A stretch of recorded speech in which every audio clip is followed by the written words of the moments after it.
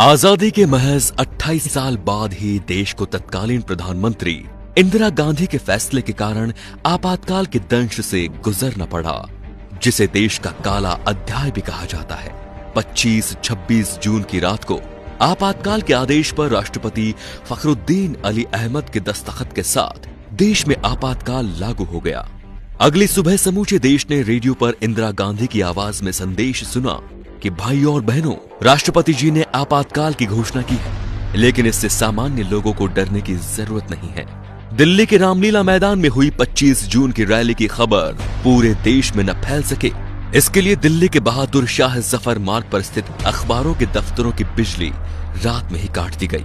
इसकी जड़ में 1971 में हुए लोकसभा चुनाव का था, जिसमें उन्होंने अपने मुख्य प्रतिद्वंदी राजनारायण को पराजित किया था। लेकिन चुनाव परिणाम आने के 4 साल बाद राजनारायण ने हाईकोर्ट में चुनाव परिणाम को चुनौती दी। 12 जून 1975 को इलाहाबाद उच्च न्यायालय के न्यायाधीश जगमोहन लाल सिन्हा ने इंदिरा गांधी का चुनाव निरस्त कर उन पर 6 साल तक चुनाव न लड़ने का प्रतिबंध लगा दिया और श्रीमती गांधी के चिर प्रतिद्वंदी राजनारायण सिंह को चुनाव में विजय घोषित कर दिया।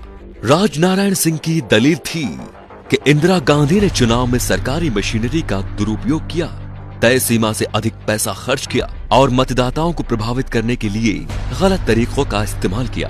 अदालत ने इन आरोपों को सही ठहराया था।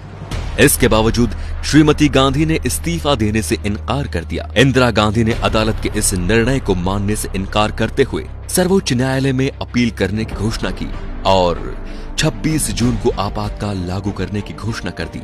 उस समय आकाशवाणी ने रात के अपने एक समाचार बुलेटिन में ये प्रसारित किया कि अनियंत्रित आंतरिक स्थितियों के कारण सरकार ने पूरे देश में आपातकाल की घोषणा कर दी है।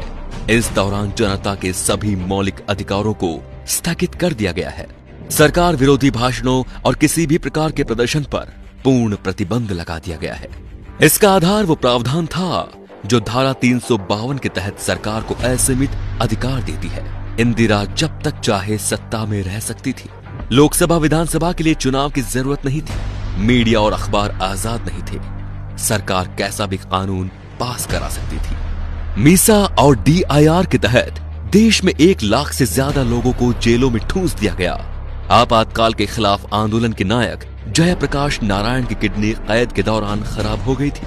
देश के जितने भी बड़े नेता थे, सभी के सभी सलाखों के पीछे डाल दिए गए।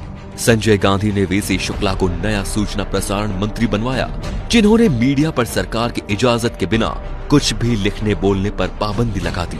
जिसने भी इनकार किया उसे जेल में डाल दिया गया। सरकार की कोशिश थी कि लोगों तक सही जानकारी नहीं पहुंचे। उस कठिन समय में नरेंद्र मोदी और RSS के कुछ प्रचारकों ने सूचना के प्रचार प्रसार की जिम्मेदारी उठा ली। इसके लिए उन्होंने अनोखा तरीका अपनाया। संविधान, कानून, कांग्रेस सरकार की ज्यादतियों के बारे में जानकारी देने वाले साहित्य गुजरात से दूसरे राज्यों के लिए जाने वाली ट्रेनों में रखे गए। ये एक जोखिम भरा काम था, क्योंकि रेलवे पुलिस बल को संदिग्ध लोगों को गोली मारने का निर्देश दिया गया था। लेकिन नरेंद्र मोदी और अन्य प्रचारकों द्वारा इस्तेमाल की गई तकनीक कारगर रही। एक तरफ देश भर में सरकार के खिलाफ बोलने वालों पर जुल्म हो रहा था, तो दूसरी तरफ संजय गांधी ने देश को आगे बढ़ाने के नाम पर 5 सूत्रीय एजेंडे परिवार नियोजन, दहेज प्रथा का खात्मा, वयस्क शिक्षा, पेड़ लगाना, जाति प्रथा उन्मूलन पर काम करना शुरू कर दिया था। कहा जाता है कि लोगों की जबरदस्ती नसबंदी कराई गई। 19 महीने के दौरान देश भर में करीब 83 लाख लोगों की जबरदस्ती नसबंदी करा दी गई। कहा तो ये भी जाता है कि पुलिस बल गांव के गांव घेर लेते थे और पुरुषों को पकड़कर उनकी नसबंदी करा दी जाती थी। एक बार इंदिरा गांधी ने कहा था कि आपातकाल लगने पर विरोध में कुत्ते भी नहीं भौंके थे, लेकिन 19 महीनों में उन्हें गलती और लोगों के गुस्से का एहसास हो गया। 18 जनवरी 1977 को उन्होंने अचानक ही मार्च में लोकसभा चुनाव कराने का ऐलान कर दिया। 16 मार्च को हुए चुनाव में इंदिरा और संजय दोनों ही हार गए। 21 मार्च को आपातकाल खत्म हो गया, लेकिन अपने पीछे लोकतंत्र का सबसे बड़ा सबक छोड़ गया। तो दोस्तों, इंदिरा गांधी ने अपना राजनीतिक करियर बचाने के लिए इस आपातकाल की घोषणा की। इस आपातकाल का कदम क्या सही था? क्या लोकतंत्र का चौथा स्तंभ कहे जाने वाली मीडिया को जेल में डालना सही था? इन सारे सवालों को लेके आपकी क्या राय है कमेंट बॉक्स में जरूर बताएं। हमें आपका इंतजार रहेगा। और वीडियो पसंद आया हो तो लाइक कीजिए और वीडियो को शेयर जरूर कीजिए। धन्यवाद।